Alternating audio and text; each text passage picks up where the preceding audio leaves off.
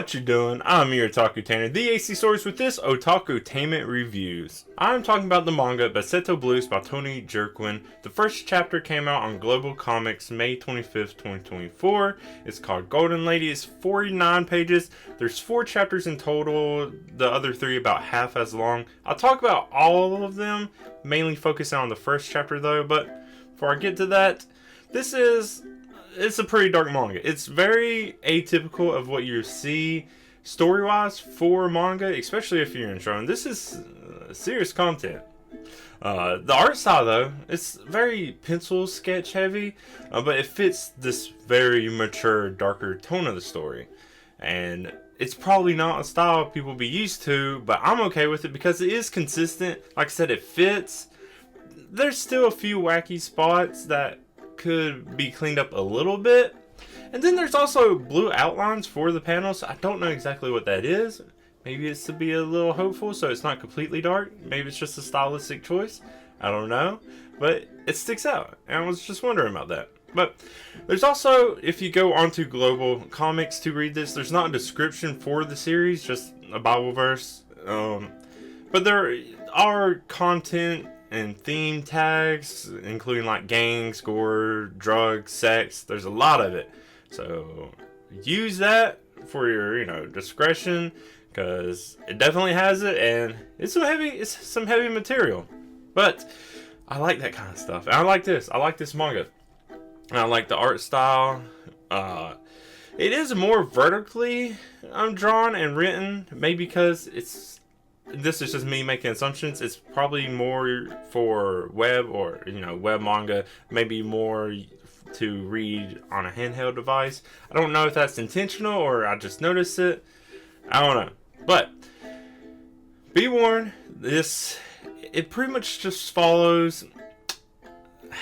I'm trying to think of a good way to describe the story without just giving it away, because it's a slow burn. There's not a whole lot that happens in these 4 chapters, let alone the first chapter. But it's pretty much a person named Ayako who's a sex worker. Not completely sure if it's willingly, unwillingly. Maybe it's the only option Ayako really feels like. And the people Ayako works with are trying to start a gang, or are part of some small time game trying to make it big. That's about the most of a summary I can give you before just jumping in and spoiling everything. So be warned, if you haven't read it yet, go read it. Global Comics, I'll leave links. So like I normally do, I'm going to focus on the first chapter, Golden Lady. 49 pages, but it flies by. In the beginning, it's called Act 1 Currents. And I don't know if that's, literally just the act and arc for this, because you don't get acts at the next chapters. So I'm doing this one mainly because it sets the tone in some of the characters, because the next 3 chapters is where the story really starts. So it opens up with a pretty long montage of Ayako's sex work, which seems like it has some decently strictly followed rules. It looks like there's also some drug use, some sickness, other things going on. It really is just a montage going through it. We don't even get Ayako's name until probably about halfway through this chapter, which feels a little too long. And then there's a cop who we also don't get the name of at all within the first 4 chapters, who has, I think, a sick mother. Someone sick the cop's taking care of, named Amanda. And then talks to Ayako mainly about God and work and life being stressful. Doesn't acquire Ayako for any services this time. I don't know if it kind of feels like maybe they did in the past and maybe they didn't, or this is it seems like a random first time meeting and be like, hey, I'm just talking to a random stranger about this stuff. I don't know if they have some kind of past going on, or this person's just really out there, a cop having a hard time. We don't see this cop again until the 4th chapter, so pops in, says his stuff, just worried about work and the stress of that, because we all have that. And then kind of saying Ayako has at least a little more freedom, is young, has beauty, both their work sucks, but at least Ayako has the skills to go on if anything happened. Stuff like that. I don't know how true that is, and it's kind of a duality of like either side thinking the other side's better. You know, the grass is always greener on the other side. Really hard for the cop to justify Ayako's position being any better. I don't know.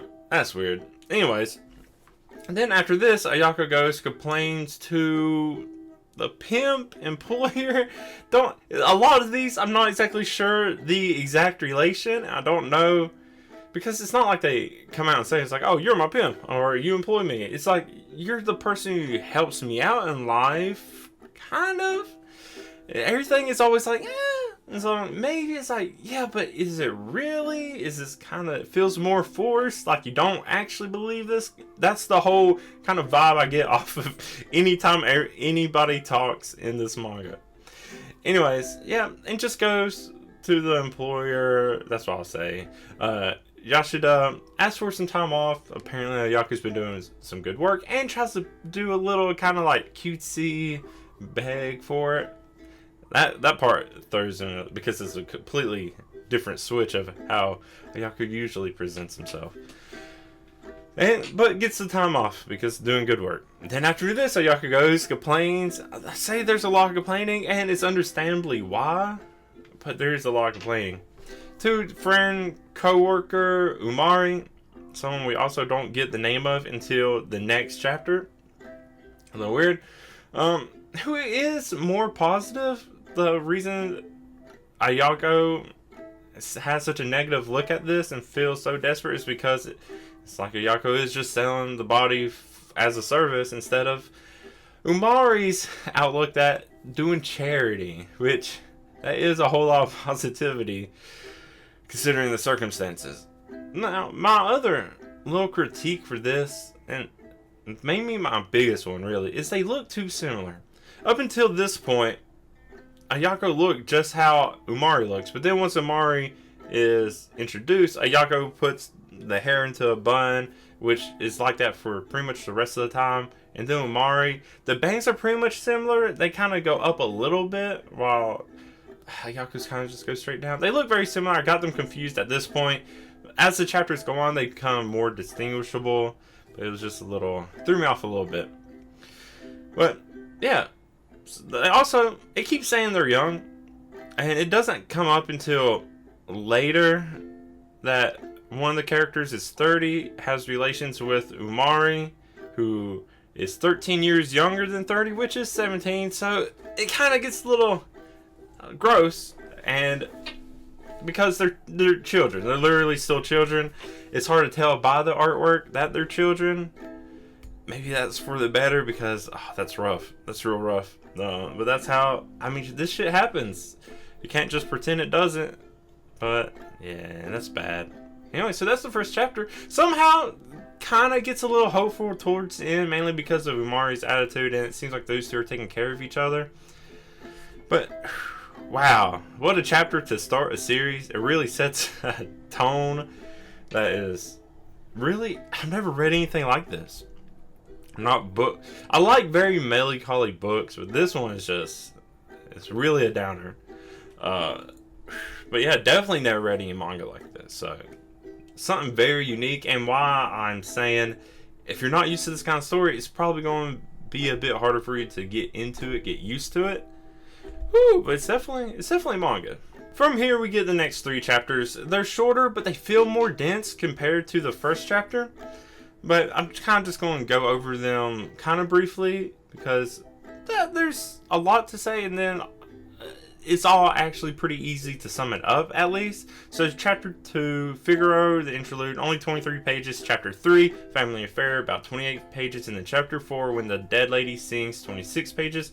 All of these chapters release about a month apart. I don't know if chapter 5 is also going to do the same, because it has been about the month since chapter 4 came out. We'll have to wait and see. I hope it does.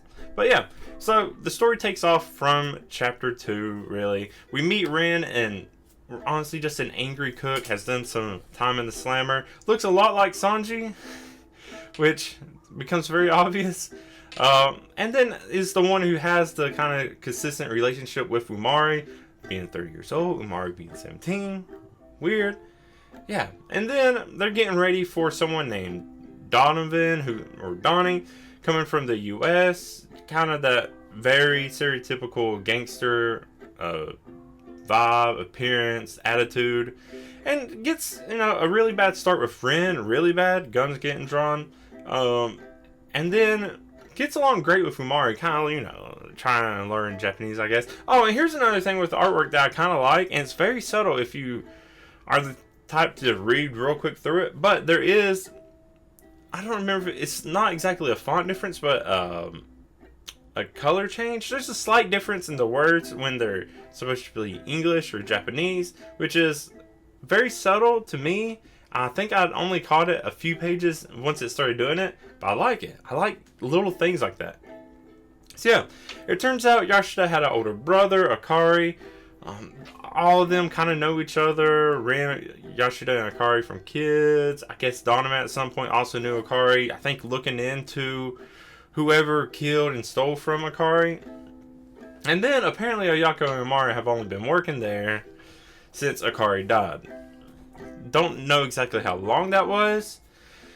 Ooh, still weird though, still kids. Okay, so their plan is to have Donovan help them bring in guns to Japan. We don't know exactly the plan beyond that. That's kind of just what we get at first.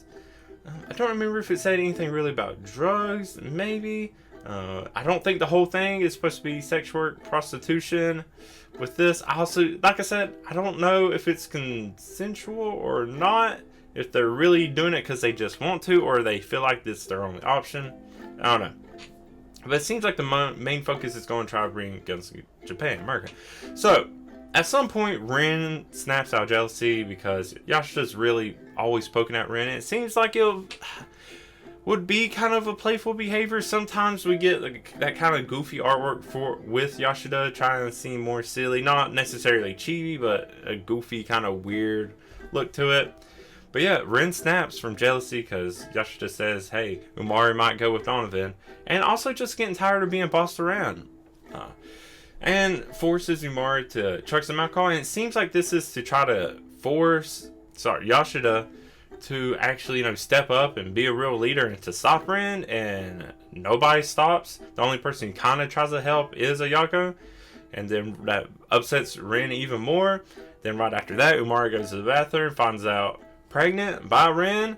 Big problem. Then Umari goes to tell Ayako about it when they finally go out and do whatever. Things are going bad.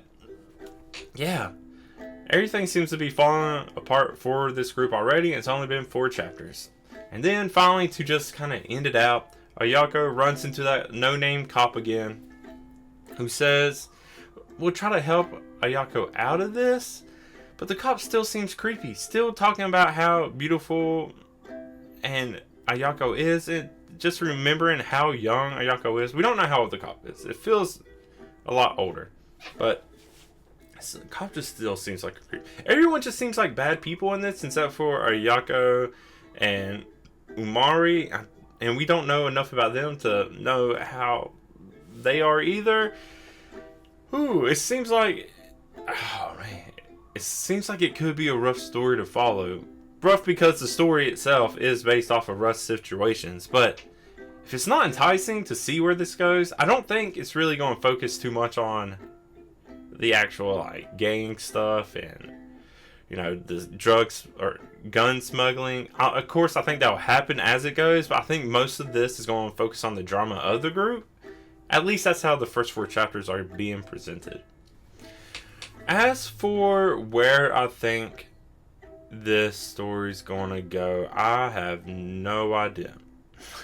I really don't. The only clues I have is maybe the cop it will shift more of a focus to the cop trying to help Ayako out, trying to help all of them, try to put a stop to whatever this situation is. The story is called Bassetto Blues. The blues being either sad, I don't think it has anything to do with the music, even though the music could fit. But also Bassetto, a basset hound, like a cop sniffing around. That could be something. I don't know what this is. That's just me trying to think of any meaning to anything. But I don't know, it could be focused on Anako working with this cop, trying to shut this down, trying to find some better life. That's the only thing I can really go off of. Like I said earlier, I think the gun smuggling and the gang stuff won't be the full focus. They'll really focus more on the drama of it, and then shift more focus to the cop side of it. I also don't, there's like religious tones with the cop, but we don't get too much of it. I said the description of the series only had a verse in it. I don't know completely what that has to do with it. I looked it up and it doesn't do much with this yet. Maybe it does. But that's weird. I don't know. I don't know how much it's going to try to dwell into religion. Oh, the first chapter image for it has like another, I think, a verse or some kind of thing on the forehead. Honestly, I hope it doesn't that much. I'm not that into religious stuff, so I hope for me, but I don't know. Maybe it plays a big part and it matters and actually really good. I don't know yet. It's just briefly brought up. But yeah, if you haven't read this, definitely give it a try.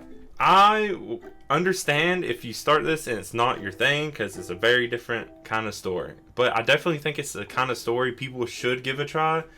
Like, because there's not that much, especially manga-wise, there's not that much variety, I think, in stories. I think stories are really getting to the point where stuff is just starting to really blend together and seem too similar, while this really is the most different thing I've read manga-wise, book-wise, really at all. So give it a try. Bassetto Blues by Tony Jurquin. It's on Global Comics. I'll leave this link in the description. It's worth your time. It really is. But yeah, if you have read it and you want to talk to me more about it, go ahead and do that. Leave a comment. Find me on social media. Also go and find Tony Jurquin's social media. I'll leave a link to some of that stuff in the description too. But yeah, I'll be more than happy to talk about this and where we think it's going to go, because I hope it's going to go somewhere. I'm looking forward to the next chapter, whenever that's going to be, hopefully soon. But that's all I have to say about Bassetto Blues before I ramble on two more. I have been your Otakutainment, the AC Stories. Thank you so much. Until next time, bye.